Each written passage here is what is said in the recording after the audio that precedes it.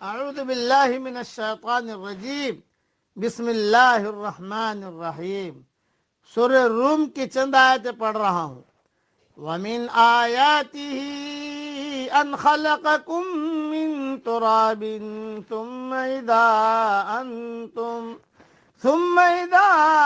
أَنْتُمْ بَشَرٌ تَنْتَشِرُونَ. اللہ کی نشانیوں میں سے ہے کہ اس نے تم کو مٹی سے پیدا کیا، پھر اب انسان بن کر چلتے پھرتے پھیل رہے ہو.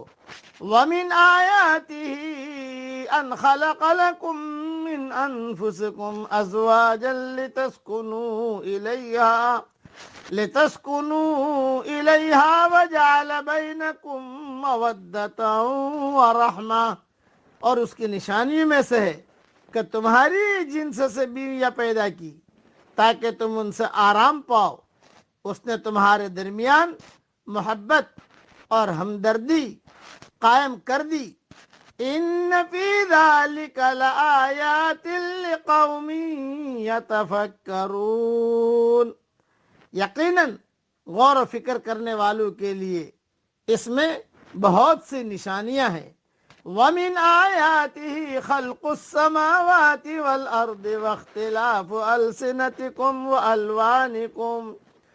اس کی قدرت کی نشانیوں میں سے آسمانوں اور زمین کے پیدائش اور تمہاری زبانوں اور رنگتوں کا اختلاف بھی ہے.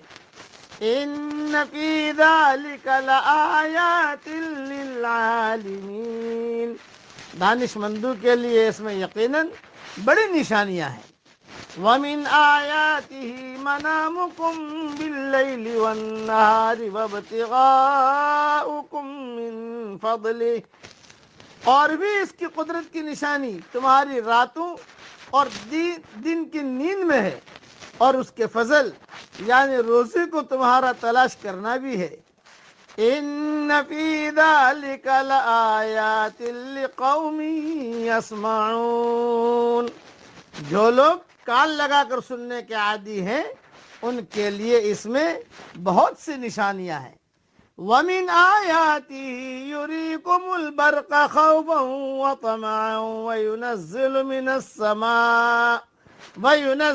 مِنَ السَّمَاءِ مَاءً فَيُحْيِي بِهِ الْأَرْضَ بَعْدَ مَوْتِهَا. اور اس کی نشانیوں میں سے ایک یہ بھی ہے کہ وہ تمہیں ڈرانے اور امیدوار بنانے کے لیے بجلیاں دکھاتا ہے اور آسمان سے بارش برساتا ہے اور اس سے مردہ زمین کو زندہ کرتا ہے. ان فی ذلک لآیات لقوم یعقلون. اس میں بھی عقل مندوں کے لیے بہت سی نشانیاں ہیں. وَمِنْ آیَاتِهِ أَن تَقُومَ السَّمَاءُ وَالْأَرْضُ بِأَمْرِهِ. اس کی ایک نشانی یہ بھی ہے کہ آسمان اور زمین اسی کے حکم سے قائم ہے.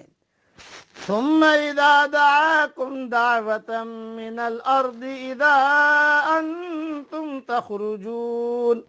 پھر جب وہ تمہیں آواز دے گا صرف ایک بار کی آواز کے ساتھ ہی تم سب زمین سے نکل آؤ گے. وَلَهُ مَن فِي السَّمَاوَاتِ وَالْأَرْضِ. اور زمین اور آسمان کے ہر چیز اس کی ملکیت ہے. كُلٌّ لَهُ قَانِتُونَ. اور ہر ایک اس کے فرمان کے ماتحت ہے. وَهُوَ الَّذِي يَبْدَأُ الْخَلْقَ ثُمَّ يُعِيدُهُ وَهُوَ أَهْوَنُ عَلَيْهِ. وہی ہے جو اول بار مخلوق کو پیدا کرتا ہے پھر سے دوبارہ پیدا کرے گا، اور یہ تو اس پر بہت ہی آسان ہے. وَلَهُ الْمَثَلُ الْأَعْلَى فِي السَّمَاوَاتِ وَالْأَرْضِ. اسی کی بہترین اور اعلیٰ صفت ہے آسمانوں میں اور زمین میں بھی. وَهُوَ الْعَزِيزُ الْحَكِيمُ. اور وہی غلبے والا اور حکمت والا ہے. اس کی تفصیل اور تشریح انشاءاللہ ریاض التفسیر میں بہت شاندار لکھ رہا ہوں، انشاءاللہ وہاں دیکھ لینا. مطلب یہ ہے کہ اگر مرد اور عورت کی جنس ایک دوسرے سے مختلف ہوتی، مثلاً عورتیں جنات یا حیوانات میں سے ہوتی، تو ان سے وہ سکون کبھی حاصل نہ ہوتا جو اس وقت دونوں کے ایک ہی جنس سے ہونے کی وجہ سے حاصل ہوتا ہے. بلکہ ایک دوسرے سے نفرت اور وحشت ہوتی۔ یہ اللہ تعالیٰ کی کمال رحمت ہے کہ اس نے انسانوں کی بیویاں انسان ہی بنائی۔ مردوں کی شادیاں گدھوں سے ہو جاتی، گدھوں کی شادیاں عورتوں سے ہو جاتی، جناتوں کی شادیاں انسانوں سے ہو جاتی، انسانوں کی شادیاں جناتن سے ہو جاتی، تو کتنا ٹینشن ہو جاتا۔ یہ سمجھانے کے لیے میں نے بتایا، یعنی تمہاری جنس سے عورتیں پیدا کی تاکہ وہ تمہاری بیویاں بنے اور تم جوڑا جوڑا ہو جاؤ۔ زوج عربی میں جوڑے کو کہتے ہیں، اس اعتبار سے مرد عورت کے لیے اور عورت مرد کے لیے زوج ہے۔ عورتوں کے جنس بشر ہونے کا مطلب یہ ہے کہ دنیا کی پہلی عورت حضرت حوا کو حضرت آدم علیہ السلام کی بائیں پسلی سے پیدا کیا گیا، دونوں سے نسل انسانی کا سلسلہ چلا۔ اللہ تعالیٰ ان نشانیوں پر ہم سب کو یقین کرنے کی توفیق عطا فرمائے، آمین۔ وآخر دعوانا ان الحمد للہ رب العالمین۔